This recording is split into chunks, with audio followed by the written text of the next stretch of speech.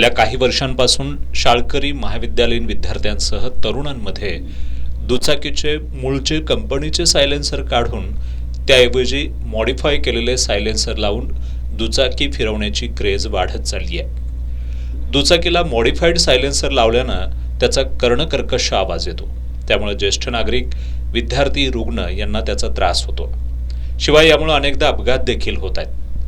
या पार्श्वभूमीवर पोलीस अधीक्षक महेंद्र पंडित यांनी मॉडिफाईड सायलेन्सर लावून दुचाकी चालवणाऱ्यांवर कारवाई करण्याच्या सूचना शहर वाहतूक नियंत्रण शाखेला दिल्या होत्या. या अनुषंगानं कोल्हापूर शहर वाहतूक नियंत्रण शाखा आणि इचलकरंजी शहर वाहतूक नियंत्रण शाखेनं केलेल्या वर्षभरातील 1235 दुचाकीधारकांवरील कारवाईमध्ये त्यांचे सायलेन्सर जप्त करण्यात आले होते. त्याचबरोबर 12,33,000 रुपयांचा दंडही त्यांच्याकडून वसूल करण्यात आला होता. मॉडिफाईड सायलेन्सर वापरून ध्वनी प्रदूषण करणाऱ्या कोल्हापूर शहरातील 701 आणि इचलकरंजी शहरातील 737 वाहनधारकांकडील सायलेन्सर जप्त करून आज दसरा चौक ते शहाजी महाविद्यालय मार्गावर या सायलेन्सरवर रोड रोलर फिरवत ते नष्ट करण्यात आले. यामध्ये अगदी 2,000 रुपयांपासून ते 60,000 रुपयेपर्यंत किमतीच्या सायलेन्सरचा समावेश होता.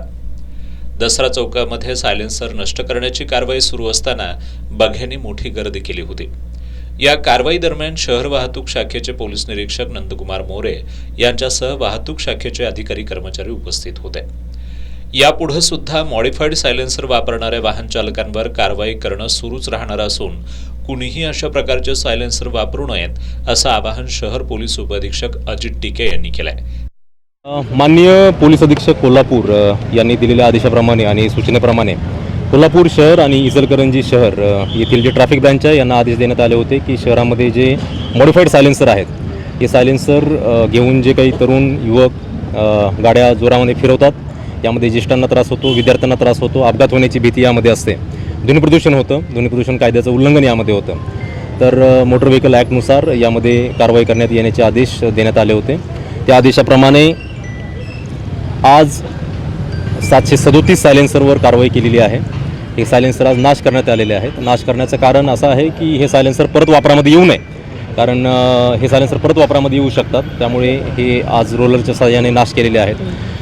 शहर ट्रॅफिक आणि इचलकरंजी ट्रॅफिक या दोन्ही ट्रॅफिक ब्रँचच्या माध्यमातून 1200 वाहनांवर कारवाई झालेली आहे आणि साधारणतः 12 लाख रुपयाचा मुद्देमालसुद्धा जप्त करण्यात आलेला आहे.